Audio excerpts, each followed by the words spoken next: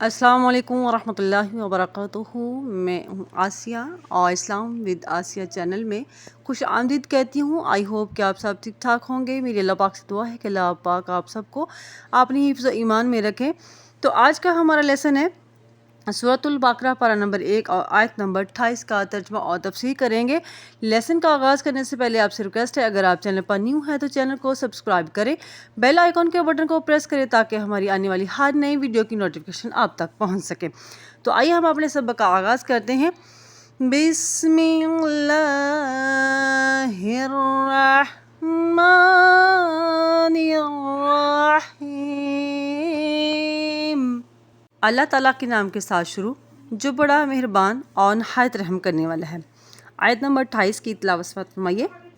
کیف تکفرون باللہ وکنتم امواتا فاحیاکم ثم یمیتکم ثم یحییکم ثم الیہ ترجعون۔ کیفا کیسے، تکفرون تم انکار کرتے ہو، باللہ اللہ کا، وکنتم اور تم تھے، امواتن مردے، پس احیاکم تمہیں زندہ کیا۔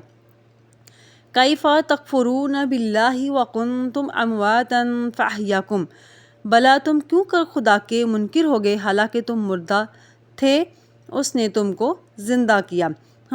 ثم پھر یمیتکم تمہیں موت دے گا، ثم پھر یحییکم تمہیں زندہ کرے گا، ثم پھر الیہ اس کی طرف ترجعون تم لوٹائے جاؤ گے، تم لوٹ کر جاؤ گے۔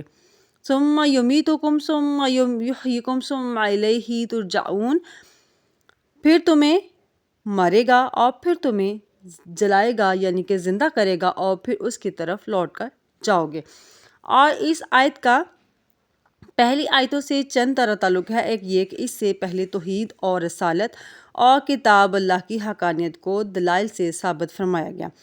اب حق تعالیٰ کی خاص نعمتوں اور عجیب عجیب قدرتوں کا ذکر فرما کر ان سب کی ایمان کی روغبتی جاری ہے، کیونکہ محسن کا احسان ماننا شرافت انسانی کا تقاضا ہے۔ دوسرے، اس طرح کہ اب تک توحید و رسالت اور قرآن کی حقانیت کے قوی دلائل ارشاد ہوئے تھے، اور چونکہ قیامت پر ایمان لانا بھی مسلمان بننے کے لیے ضروری ہے، اس لیے نہایت نفیس طریقے سے اب قیامت کو عقلی دلائل سے بیان فرمایا جا رہا ہے۔ مگر سبحان اللہ، طریقہ بیان ایسا نرالا اور دلکش ہے کہ اس کو سن کر ہر طبقے کا انسان ماننے پر مجبور ہوگا انشاءاللہ، اور اس کے ضمن میں خالق کی ہستی کا ثبوت بھی اچھی طرح فرما دیا گیا۔ جب توحید اور رسالت اور قرآن کی حقانیت کے مسائل سلسلہ وار ثابت ہو چکے ہیں، اس کے ساتھ ہی ساتھ کفار کے شبہات کے جواب بھی دیے گئے ہیں، جس سے مصنفین اور ماننے پر مجبور ہو گئے، اور ان ہٹ دھرم کافروں کے سمجھانے کے لیے جو ضد کی وجہ سے دلائل پر نظر نہیں کرتے تھے، ایک نئی دلیل بیان فرمائے گی، کیونکہ جیسی بیماری ویسا اس کا علاج۔ ایک ہی بخار مختلف سببوں سے ہوتا ہے، دانا طبیب سبب کا خیال فرما کر علاج فرماتا ہے، مطلب سب کو ایک جیسی میڈیسن نہیں دی جاتی۔ نام تو بخار کا ہے لیکن الگ الگ طریقے کا بخار ہے تو اس کی دوائی بھی الگ الگ ہی ہوگی، لہٰذا پہلے دلائل سے سمجھایا گیا اور اب دوسرے طریقے سے۔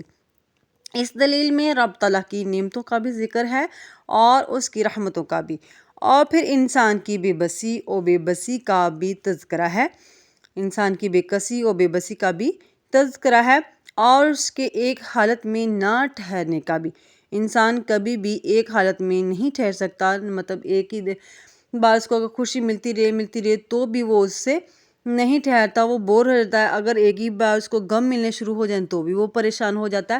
اس لیے انسان کبھی بھی ایک حالت میں نہیں ٹھہرتا، تاکہ یہ چاروں باتیں انسان کو ایمان لانے پر مجبور کر دیں، کیونکہ کفار کی نظر محسوسات تک تھی اور وہ نہ دیکھی ہوئی چیزوں کو قبول نہ کرتے تھے، اس لیے وہ حشر اور جنت دوزخ وغیرہ کے منکر تھے، بلکہ ان میں بعض رب کے بھی قائل نہ تھے۔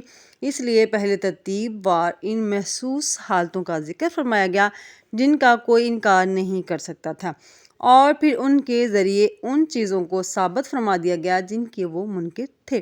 فرمایا گیا یہ تو تم جانتے ہی ہو کہ تم پہلے بھی جانتے اور تمہیں یہ معلوم ہی ہے کہ تم اس حالت میں کہاں کہاں کی سیر کر چکے، کبھی سبزہ بن کر اگے، کبھی دانہ بن کر پسے، کبھی روٹی بن کر اپنے باپ کے معدے میں پہنچے اور پھر وہاں سے چل کر خون بن کر نطفہ بنے، پھر رحم مادر میں آ کر بہت سے انقلاب دیکھے، یعنی کہ انسان کو پیدا ہونے کے لیے ان سب چیزوں سے گزرنا پڑتا ہے تو پھر جا کر وہ اس دنیا میں آتا ہے۔ اس کا مطلب ہے کہ جب وہ ماں کے پیٹ میں ایک نطفہ تھا تو وہ بے جان تھا، مردے کی حالت میں تھا، تو اس میں پھر اللہ تعالیٰ نے اس کو زندہ ہو کر اپنے کن فیکون کہنے سے اس میں جان ڈالی۔ پھر اس کے آگے کیا جی، پھر رحم مادر میں آ کر بہت سے انقلابات دیکھے، پھر زندہ ہو کر نامعلوم کتنی حالتیں تم پر گزری، بچپن آیا، جوانی آئی، بڑھاپا، نادانی، دانائی، کمزوری، قوت، بیماری، تندرستی، علم، جہالت، ہوش مندی، بے ہوشی، غرض کے سدہا حالتوں میں تم بدلتے رہے۔ یہ انسان کی کنڈیشن ہے جو اس آیت کریمہ میں بتائی جا رہی ہے۔ پھر جب تمہیں موت آئی تو تم سب کچھ ہو کر کچھ نہ رہے، مطلب تیرے پاس دھن دولت، عقل، شعور، رشتہ دار، سب کچھ تھا، لیکن جب تمہیں موت نے آ گھیر لیا تو وہ کچھ بھی نہ رہا تیرے ہاتھ میں، وہ سب کا سب ایک سائڈ پہ ہو گیا۔ اتنی باتوں کو دیکھ کر تم کس طرح اللہ کا انکار کر سکتے ہو؟ اگر تم خود اپنی حالت ہی پر غور کر لو تو رب کا انکار نہیں کر سکتے، بے شک نہیں کر سکتے، کیونکہ معلوم ہوتا ہے کہ تمہاری حالتوں کا بدلنے والا کوئی اور ہی ہے۔ پھر جب تم پر موت اور زندگی گزر چکی تو آئندہ بھی زندگی اور موت آئے تو کون سی تعجب کی بات ہے؟ ایجاد کرنا مشکل ہوتا ہے اور دوبارہ بنانا آسان۔ جب خالق عالم تم کو ایجاد فرما چکا تو دوبارہ بنانا کون سا مشکل ہے؟ نیز تم کو یہ معلوم ہوا کہ تم اپنی حالات میں بالکل مجبور ہو، نہ تم لڑکپن اور جوانی کو جانے سے روک سکتے ہو، نہ بڑھاپے کو آنے سے۔ بڑے بڑے قدرت والے شہنشاہ جن کے نام کی دنیا میں ڈنگے بجتے تھے، وہ نہایت بے بسی کی حالت میں یہاں سے ایسے گئے کہ ان کا نام بھی باقی نہ رہا۔ اگر باقی نام رہے گا تو الحمدللہ میری اور آپ کے پیارے آقا حضرت محمد مصطفیٰ کا نام رہے گا اور اللہ تعالیٰ کا نام رہے گا، اس میں کوئی شک نہیں ہے۔ تو ایسے مجبور مسافر کو چاہیے کہ اپنے قدرت والے رب کو راضی کرے۔ تو یہاں پہ کچھ الفاظ ہیں صوفیانہ کرام کے، وہ بھی بیان کرنا چاہوں گی۔ اس جگہ مسلمانوں سے خطاب ہو رہا کہ اے مسلمانوں، تم آئندہ کیسے کافر بن سکتے ہو؟ حالانکہ تم آدم علیہ السلام کی پشت میں بے جان ذرے تھے، پھر تم کو رب نے اس طرح زندہ فرمایا کہ ان کی پشت سے تم کو نکالا اور الست بربکم کا پر لطف کلام سنایا اور تمہیں اپنے خطاب کی عزت بخشی اور تم کو جواب و ثواب کی توفیق بخشی کہ تم نے خوشی سے بلا کہا، کفار کی طرح بے مروتی اور خوف سے نہ کہا۔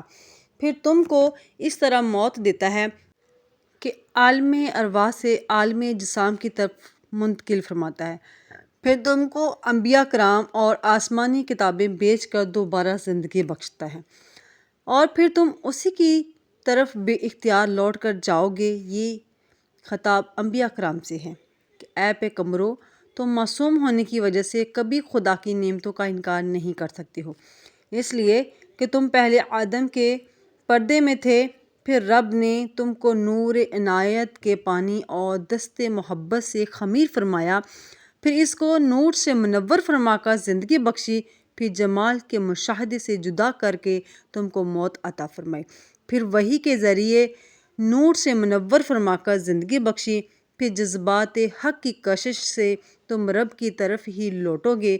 یا اے انسان، تم پہلے بے علمی کی بنا پر مردہ تھے، پھر تمہیں عقل اور ہوش اور علم دے کر زندہ کیا، پھر بڑھاپے میں بے عقل ہو کر علم بھول کر گویا مردہ ہو جاؤ گے، پھر قبر میں تم کو علم و عقل دے کر زندہ فرما دے گا، پھر تم رب کی بارگاہ میں حاضر ہوگے۔ علم روح کی زندگی ہے، جہالت روح کی موت۔ مرنے کے بعد روح کا علم بلکہ ہر قوت بڑھ جاتی ہے، اس لیے بزرگوں کی ارواح بعد موت مدد کرتی ہے۔ آئی ہوپ کہ آج جو ہم نے آیت نمبر 28 کا ترجمہ اور تفسیر کی ہے آپ کو سمجھ آ گئی ہوگی، اور اللہ پاک سے مزید دعائیں ہیں کہ اللہ پاک اور مزید سمجھنے اور سمجھانے کی توفیق عطا فرمائے، اور اللہ پاک آپ سب کو مجھ سمیت ملک پاکستان کو اپنی حفظ و امان میں رکھے، اور ملک پاکستان میں امن اور خوشحالی کا دور دورہ کرے۔ اور اگر آپ کو یہ ہماری آج کی ویڈیو پسند آئی ہے تو ایک اچھا سا کمنٹ ضرور کیجیے گا تاکہ ہماری حوصلہ افزائی ہو سکے۔ لائک اور شیئر ضرور کیجیے گا۔ جزاک اللہ خیرہ۔ السلام علیکم ورحمۃ اللہ وبرکاتہ۔